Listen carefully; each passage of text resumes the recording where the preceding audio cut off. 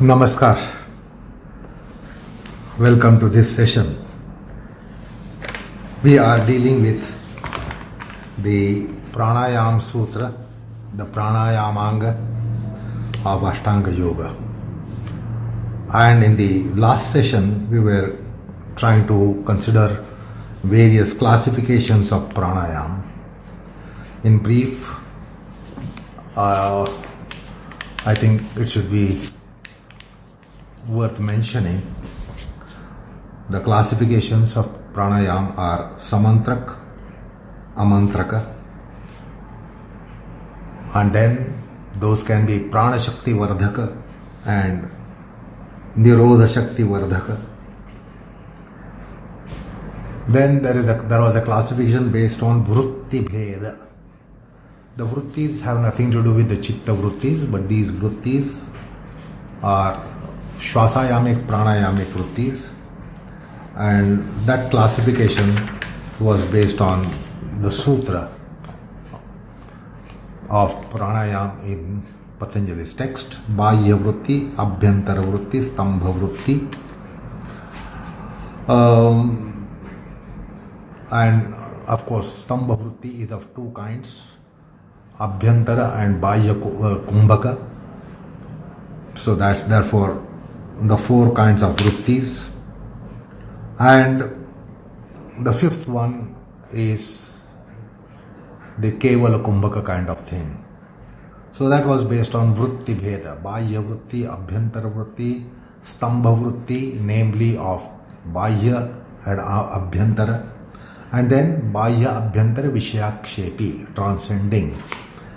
The next classification, again based on Yoga Sutra, the Desha Paridrushta Pranayam, Kaala Paridrushta Pranayam, Sankhya Paridrushta Pranayam, and then Sthula and Sukshma, again based on Patanjali's Yoga Sutra. That was another classification. Then the Bahya Vritti, Abhyantara Vritti, Stambha Vritti, Pranayamas are also classified in Yoga Shastra as Samavritti Pranayam and Vishamavritti Pranayam. So therefore we arrive at another classification based on Samavritti, Vishamavritti. Now that has something to do with the Kaala aspect, Kaala Paridrushta aspect of Patanjali's Yoga Sutra. And one is familiar with Samavritti, Vishamavritti Pranayamas. So that was another basis for classification. Then we came to a classification which is more to do with the Desha Paridrushta. So there is Vyaana Pranayam, Apana and Udaana-Vyana Pranayam, Samana Pranayam, Udaana-Vyana Pranayam, based on the regions of the body, because we know that below the navel it is Apan, then from navel to heart it is Saman, the heart region it is Praana, and above heart region it is Udaana. So there are Panchavayu regions, locations, and Panchapran locations mentioned in the Yoga Shastra. Therefore, Desha Paridrushta Pranayam would also be having a classification based on the regions, locations where Prana operates or Vayus operate. So there are four Kriyas: Prana-Vyana, Apana-Vyana, Samana-Vyana, Udaana-Vyana. The Vyaana is common because it is all pervasive. So that was another classification. Then there is something that is also Chakra Paridrushta Pranayam. And of course, the one that was just now mentioned with the locations and regions, there also you get the Panchatattva Pranayamas. Prithvi, Aptej, Vayu, Akash. So Panchatattva Pranayamas are also there. That's another kind of location. Or that another kind of basis for classification. And it is important to note although Prithvi locus is in Mooladhar, Swadhishthan then up locus is in Swadhishthan, Agni locus in Manipuraka, Vayu locus in Anahata, Akash in Agnya. So these are locations. However, Panchatattva pranayamas can be rendered in all locations. So there is Prithvi pranayam of all the locations, all the deshas, Kati Pradesh, Udara Pradesh, Ura Pradesh, Kantha Pradesh, Shirsha Pradesh. So Tattva pranayamas can take place in every location. So there is another classification based on Prithvi, Up, Tej, Vayu, Akash, Tattvas. So there are Bija mantras for Tattvas, and using them in different confinements is also a basis for classification. So Panchatattva pranayamas, and then comes Shat Chakra Pranayamas, Mooladhar Chakra Pranayam, Swadhishthan Chakra Pranayam, Manipuraka Chakra Pranayam, Anahata Chakra Pranayam, Vishuddhi Chakra Pranayam, Agnya Chakra Pranayam, and of course Sahasrara Chakra has all the sound forms, and therefore that always comes in. It is again common factor. Like Vyaana is a common factor, Sahasrara Chakra is a common factor in all the Shat Chakra Pranayams, because it is Sahasra Dala Kamalam, Sahasra Padma Kamalam, Sahasra Dala Padma, and therefore all the letters are in Sahasrara Chakra. So that was another basis of classification. Then came the classification of Naadis, Ida, Pingala, Sushumna Naadis. So there are 3 Naadis considered in pranayam processes. So in all we saw the 9 classifications or 9 bases for classification of pranayamas. So that is what the formal education divulges to us, and it is important to take note of these classifications in formal education in yoga, which we are doing. Now today we embark upon another fascinating topic as to what the Panchavayus and Panchapranas do within our embodiment. We know that our embodiment is infested by Panchapranas and Panchavayus. So it is important to note the difference between Vayu and Prana, which I have done on earlier occasion. So at the moment we are not doing it. So there is a very interesting passage which mentions about each of the pranas or each of the Vayus. There are 2 kinds of acts. One is called Bahya Kriya, the other one is called Abhyantara Kriya. Each of the Prana and Vayu has external manifestation and internal manifestation, which also means external function and internal function. This classification happens to appear in a very, very rare kind of text, and it comes in only one text amongst all the available texts today. Of course, many of the texts are extinct. So, but today, out of available texts, it is only one text that mentions this very interesting concept. The Abhyantara Kriya of each Prana and each Vayu, Bahya Kriya of each Prana and each Vayu. This classification occurs in a text called Sankhyakarika, which is of course well-known text of Ishvarakrishna. But the text doesn't have it. But one of the very, very old commentaries on Sankhyakarika called Yuktidipika. So Yuktidipika Kar the author of Yuktidipika, has mentioned this. You will not get this in any other commentary on Sankhyakarika, nor very Sankhyakarika also you don't get it. But this is from a commentary called Yuktidipika. And this is a very famous and authentic, authoritative commentary on Sankhyakarika. So let's look at this. Let's take first the Prana. What is the Abhyantara Kriya of the Prana? Is to carry out the breathing, respiration in the nostrils. And therefore our Jiva Dharana, therefore our subsistence. Because if this act ceases, that is the act of breathing ceases, life comes to an end. You cannot have life continuing with this particular Kriya of breathing not going on. So we can understand the relationship between the breathing that goes on in the nostrils, the breath coming in and the breath going out, what we call as inhalation and exhalation.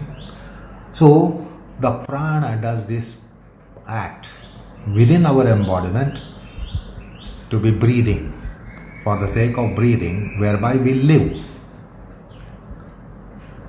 So that's the Abhyantara Kriya, which you can feel that is happening in your nasal passages. What is the Bahya Kriya? What is the external manifestation of Prana? It's very interesting.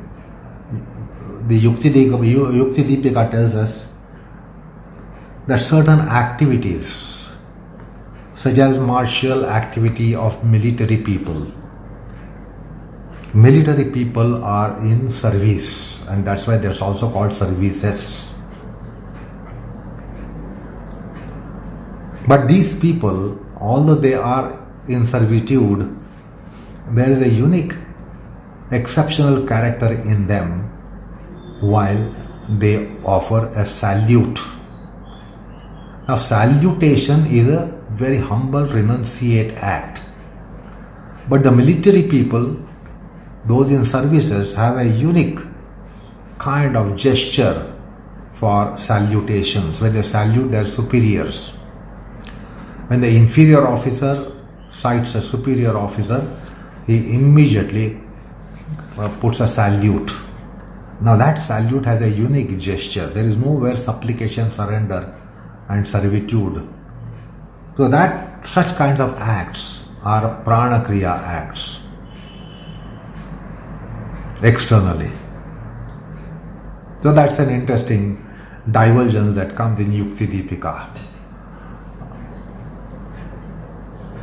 The police department, when they see a superior officer, when they cite a superior officer or a superior officer appears in front of them, immediately they salute. Now that salute has an ego culture. If you look at the gesture of it,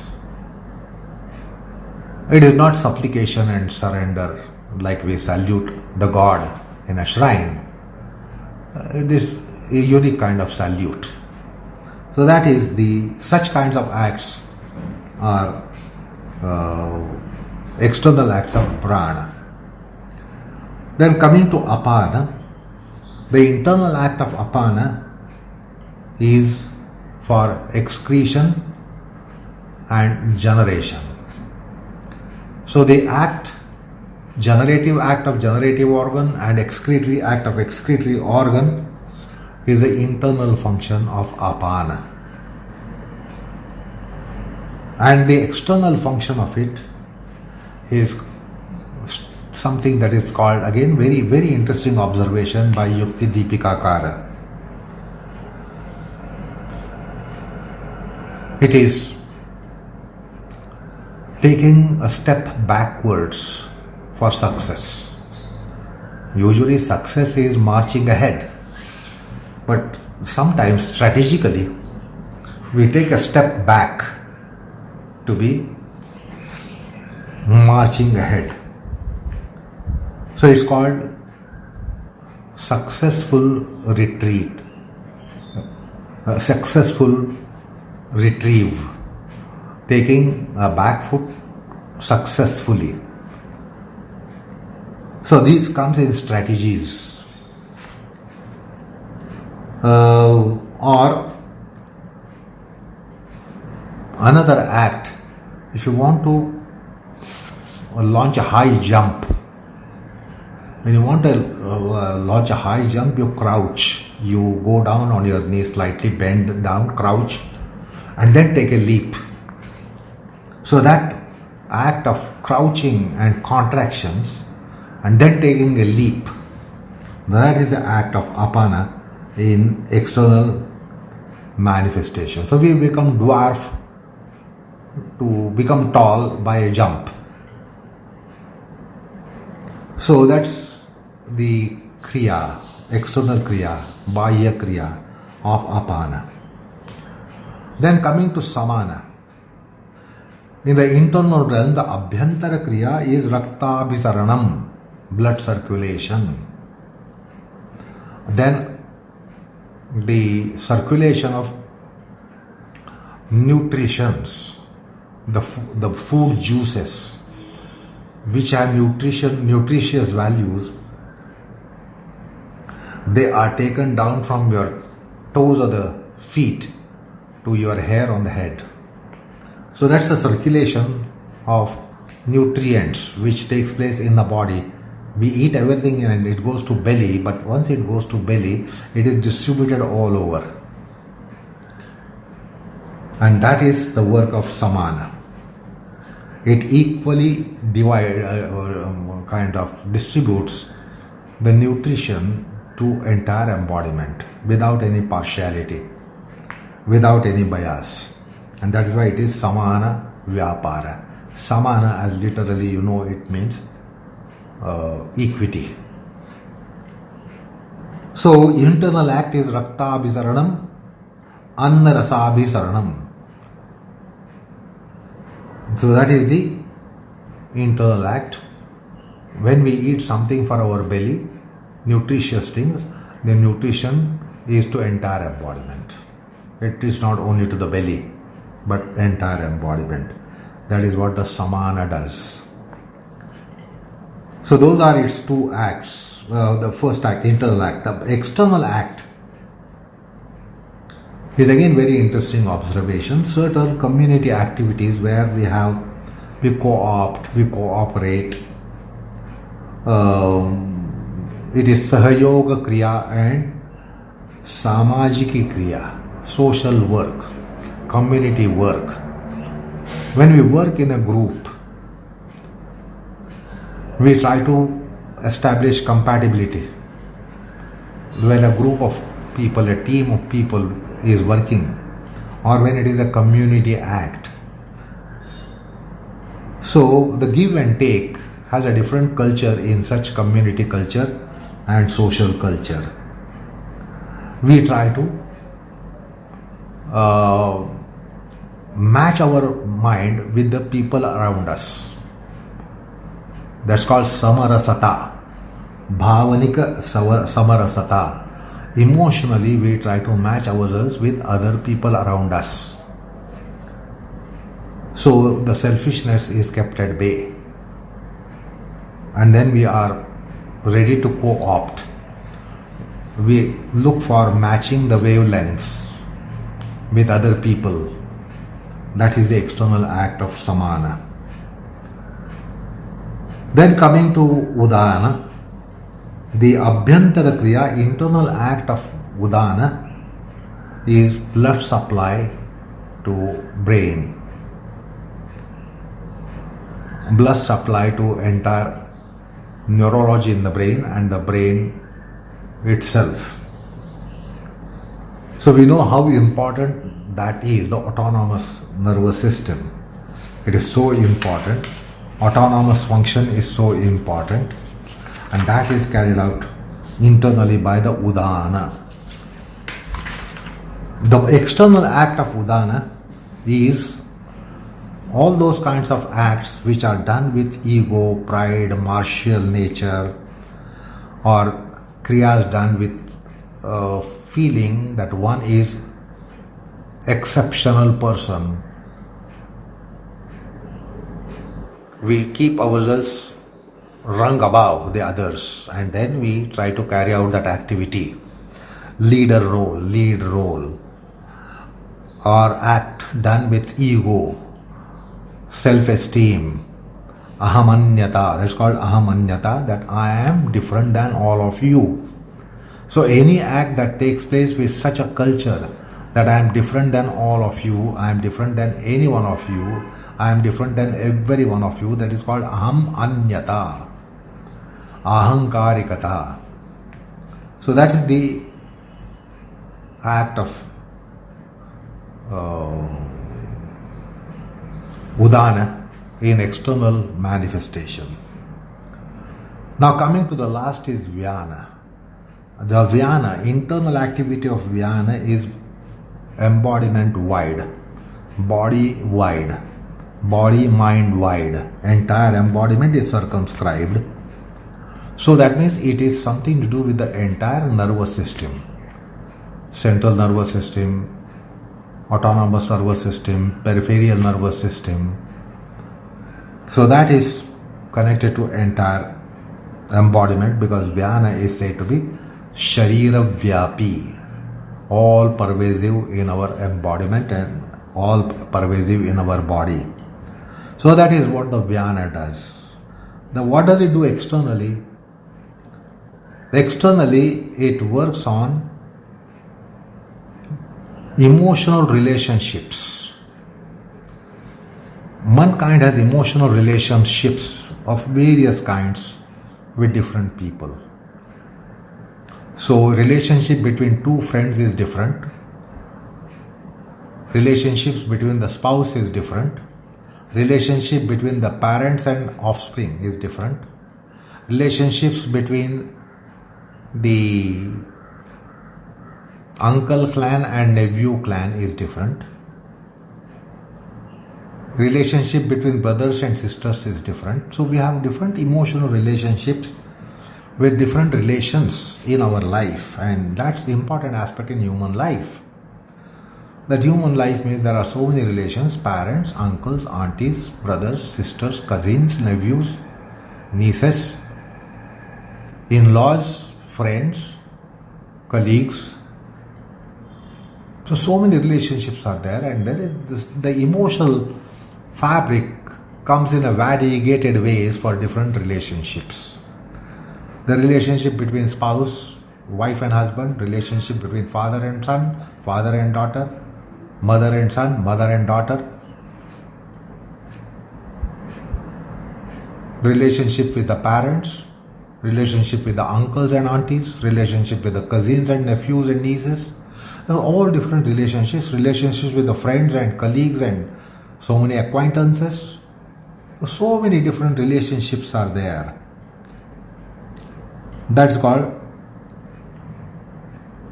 Nate Sambandha, relationship that we have of every kind in human life, personal life, family life, social life. Then Sahayoga aspect. We want to work together in so many endeavors. So we want to take assistance, we want to assist. There are different relationships differently. How will you like to assist? On one hand your uncles, on the other hand your nephews. On one hand your aunties, and the other hand your nieces. So we want to have different kind of cooperations. We co-opt. We work together in different kinds of fabrics. So also Sahajivanam, living in community. So also Sahakara, cooperation. So these are all important aspects of human life. You will not find this in subhuman life so complicated and so extensive. That is the external act of Vyaana. So this wonderful observation is found in Yuktidipika, which is very relevant to be considered here. So that we have done today. Now, another factor that we are going to consider today is the pranayam works on our tendency body. And pranayam has potentials to work on tendency body. It doesn't just work for cosmetic condition of the mind that you feel quiet, serene, sublime, sedate, clear, light, illumined, which is catered in consumeristic yoga. That after pranayam you feel light, you feel fine, you feel good, you feel exhilarated, you feel relaxed, you feel sublime, you feel sedate. So this is all consumeristic pranayam. But the classical yoga tells us about primarily it works on chitta shuddhi, buddhi shuddhi, atma shuddhi, antakarana shuddhi, and this is done by handling vasanas, our tendencies. We have tendencies of the body, tendencies of the flesh, tendencies of the senses, tendencies of the mind. So the tendency concept is very, very complicated in human embodiment, human psyche, human manifestation. And Yoga Shastra classifies these, the vasanas, wonderfully well. So one of the classification is based on Shat Chakras. The Shat Chakra, if you look into Tantras and try to understand, read what the Shat Chakras are and for what they are and how they function and what do they do, then we are told that they basically work on our Vasana Maya Kosha. It works on Vasana aspects of our embodiment, tendency aspects of our embodiment. And there are pranayamas which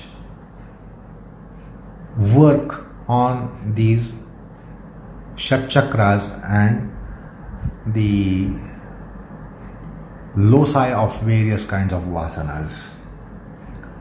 So the modern psychology doesn't speak about all that classification. It generally says about just a tendency. This is my tendency, this is anybody's tendency, everybody has some tendency, and they speak about general tendencies.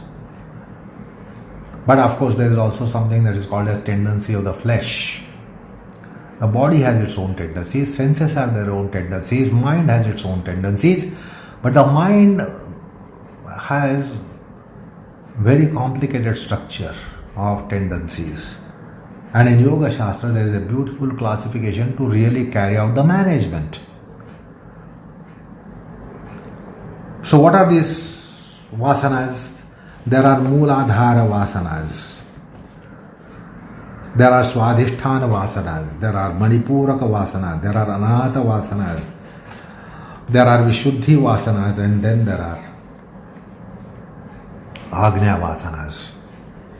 So these are loci for certain class of tendencies which are operating within us. The Mooladhara vasana, as the very nomenclature suggests, it's something very basic, fundamental, foundational, and something as a root, R-O-O-T, root. So these vasanas, which are called Mooladhara vasanas, are common to all living beings. And these are best described in Adhyatma Shastra called Ahara, Bhaya, Nidra, Maithuna, Vishayak Vasana. So there are Ahara vasanas. Like we have, food for cattle called fodder. All the cattle will be eating that fodder.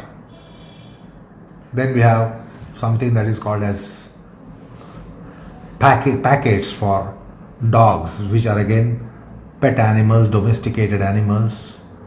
Whichever dog, whatever dog, we have common packet of food.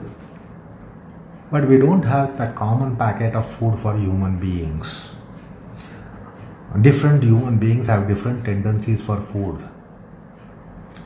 The likes and dislikes. There is nothing like common human food.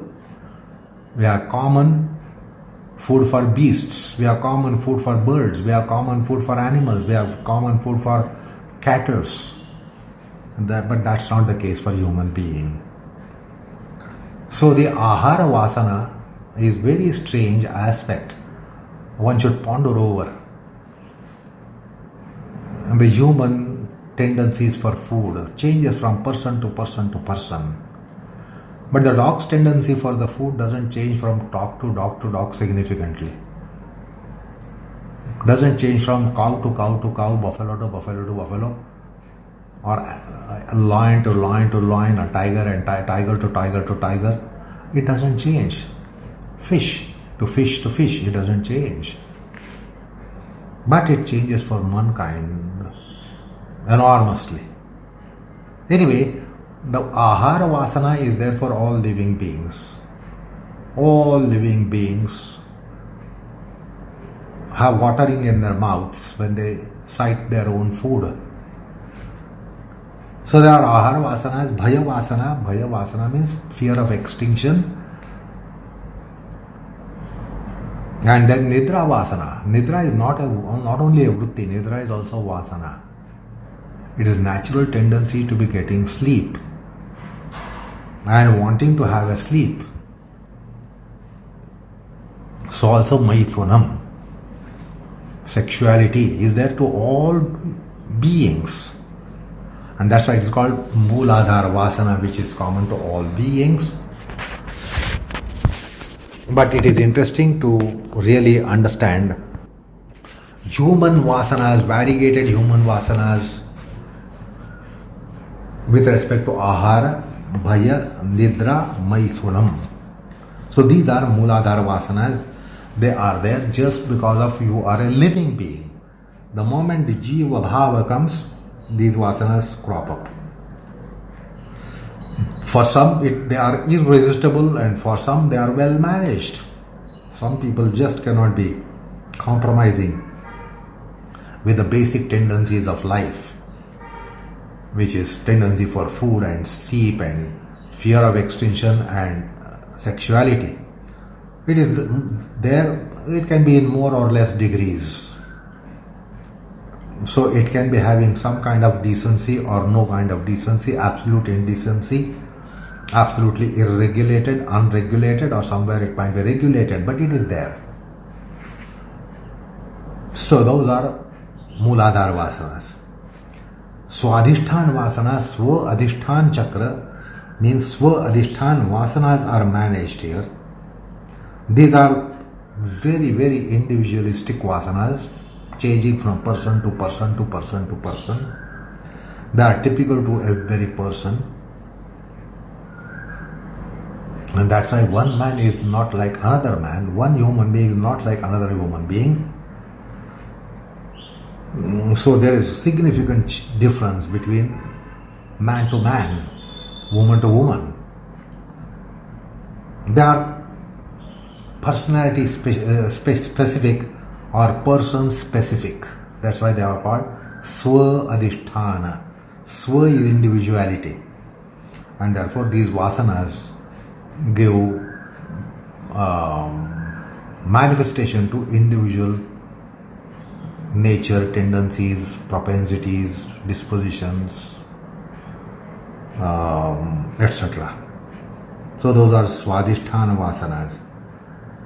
Manipuraka vasanas means they depend upon all our intakes. Our food at dining table to food that we call as food for senses, food for intelligence, food for mind, food for emotions. So they all have food, they have their own food. So that's why we many times refer to something as intellectual food. What is that intellectual food? Does it have some vitamins and proteins and minerals? It's totally a different value there. So also we have emotional food, mental food, food for identity, And all that food we take during our lifetime for gratification of our status, our identity, gratification of our hunger of the belly, gratification of our hunger of the senses, gratification of our hunger of the mind, hunger of the intelligence, hunger of the consciousness. So we take foods of various kinds, and they are called Manipuraka Vasanas. Then comes the Anahata Vasana. Anahata Chakra is locus for Anahata Vasanas.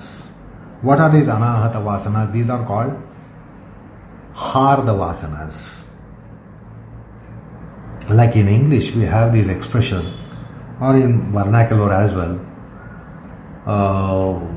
Somebody is teacher at very core, or he has blood of a teacher, blood of an artist. So we take something, the tendency to core aspect of human being,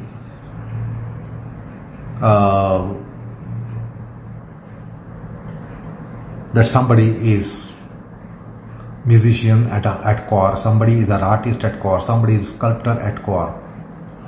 So these are hearty tendencies. So there can be authors, writers, literators, poets, artists, musicians, and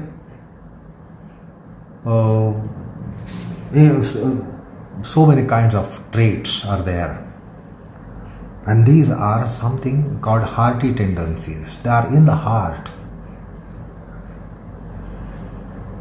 And very few people are identifying the hearty tendencies in their life, and many of them maybe identify their tendencies at a fag end of the life, and then they repent that I did not do anything for this tendency of mine because of the hubbub and clamor of practicality of life. The heart is forgotten by most of us in the hubbub of the materialistic life and clamor of life, hecticality of life. But some of them identify this quite early in age, and then they definitely keep on pursuits for those. They don't want success. That there are many people who pursue music, they don't want to become performance musicians. The music is for themselves. For others, their music might be awful, but they want to carry out the pursuit for their pleasure of the heart. And very few people identify these tendencies, and they nurture these tendencies. Many of them forget those tendencies for almost whole of the life, maybe fag end of the life. They realize that I have this disposition and inclination for music or some philosophy or some kind of pursuit, which is totally overlooked because of the clamor of practicality of life, hecticality of clamor of life. So there are hearty tendencies for each one of us.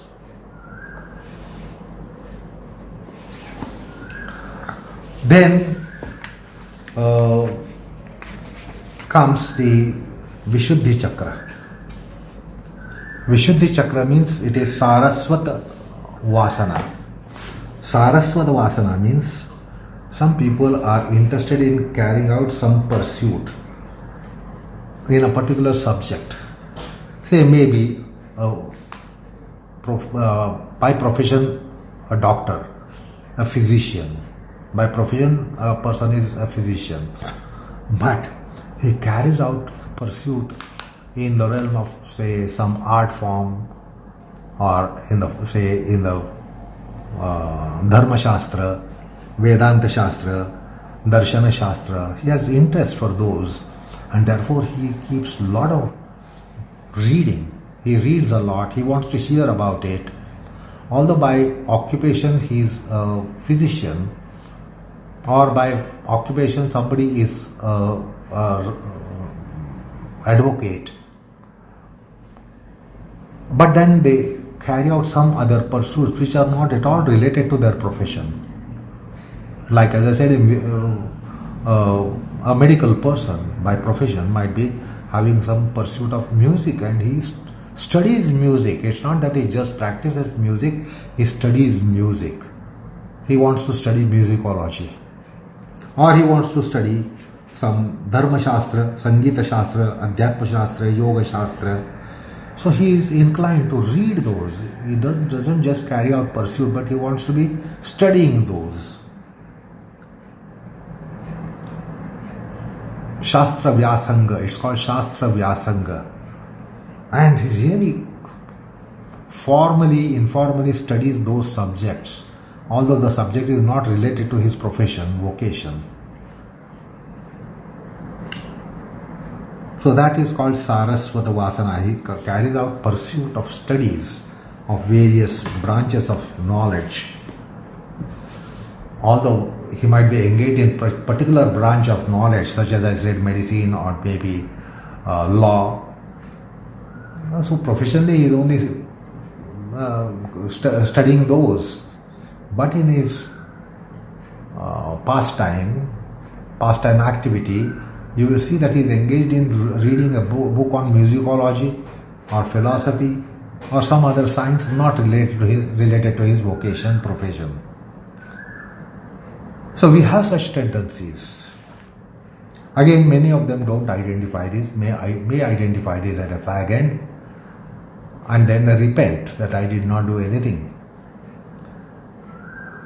And that's Hardha Vasana. But when they carry out, they identify it, they start carrying out parallel pursuit of those irrelevant subjects to their profession. Like astrology, many people are by profession engineers or doctors, but also they are good in astrology. So they carry out formal study of astrology. So they formally study something that is called Saraswata Vasana.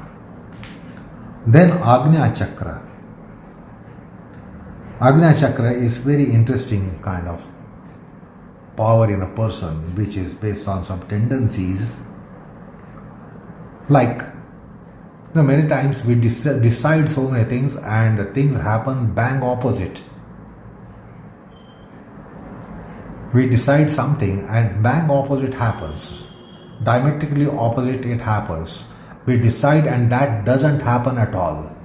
We don't decide, it happens. Something we don't decide, it happens. Something we decide, it doesn't happen. So this is the plight of human psyche. So our resolution power is weak.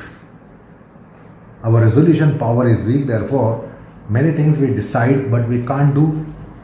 We decide, we try, but it doesn't happen, it doesn't fructify. But some people have exceptional sankalpa shakti. They decide, they do it, and it happens. Unlike we people, we decide, we don't do it, we can't do it, and therefore it doesn't happen. Or we decide and we try to do it, yet it doesn't happen. But the will is sometimes so strong of a person that whatever is decided is done, and whatever is done, that which is done also fructifies. That is what Agnya Chakra does. So Agnya has that psychic power to get into doing what one decides to do and then take it to success point unfailingly. So those are some psychic powers which are again tendency rooted, and those are of Agnya Chakra. So this is something about the Shat Chakras and Pranayams work on these tendencies. They tune them, they fine tune them, they arrange them, they manage them, they handle them, they administer them, they regulate them, they weed out, they bring in, they arrange, they manage.